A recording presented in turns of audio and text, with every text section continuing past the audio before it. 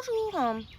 Alors moi je vais vous parler un petit peu du projet qui va être proposé donc les samedis pour la saison prochaine, qui s'appelle Mon Crime, qui est une pièce de théâtre de François Ozon.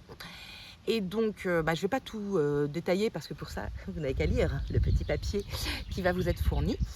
Mais que dire dessus? Déjà que en fait c'est un vaudeville. En fait cette pièce-là, d'abord quand je l'ai lue, je pensais lire une pièce policière et donc j'ai trouvé ça pas génial en fait en pièce policière, parce que tu sais très vite qui n'est pas l'assassin et qui est l'assassin.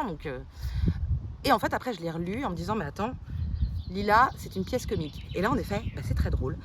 C'est un vaudeville, c'est extrêmement rythmé. Et derrière tout ça, sous-tend, en fait, une pièce qui est quand même un peu féministe, mais ce que je pourrais dire un féministe léger.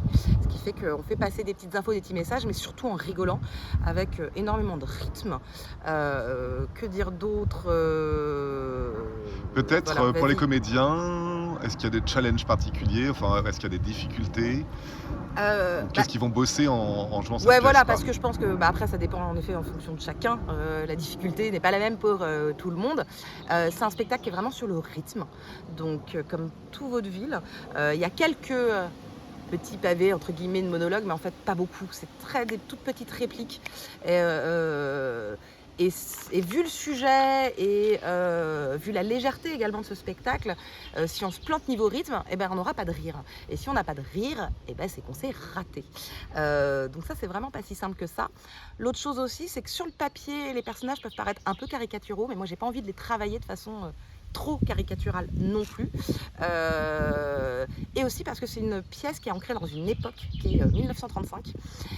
Et donc qui n'est pas notre époque actuelle. Et moi j'ai vraiment envie en plus de le monter avec des costumes, alors évidemment pas spécialement d'époque, nous n'avons pas les moyens, mais vraiment qu'on fasse un travail de recherche pour qu'on ait vraiment une ambiance qui soit les années 30 en France, et donc une façon d'aborder chaque personnage, non pas comme nous, on a le recul nécessaire dans les années 2020, sachant que j'ai dit que c'était un féminisme léger, mais en se mettant aussi à cette époque-là.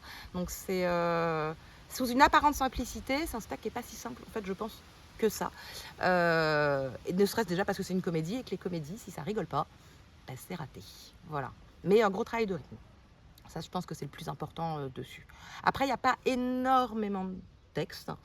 Il y en a, mais je pense que c'est pas le challenge le plus gros du spectacle, globalement. Par contre, il va falloir y aller, il faut oser, parce que tous les personnages sont quand même assez beaux en couleur. Sont soit très légers, soit bourrins, soit pas finaux, soit trop fins, justement, par rapport aux autres. Donc, je pense que ça demande aussi un engagement. Ou lâcher prise, quoi. Ouais, lâcher prise, mais bon, pour ceux qui ont vu Émilie Jolie, c'est pas du tout le même genre de lâcher prise qu'Émilie Jolie, ça n'a rien à voir.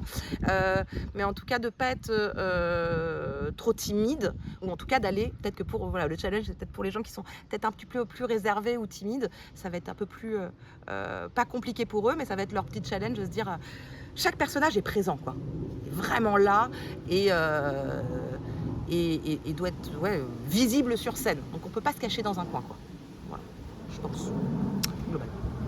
Merci! Et de rien. Et n'hésitez pas, si vous avez des questions, à venir me poser ces questions. Je pourrai vous répondre de façon plus précise. Voilà.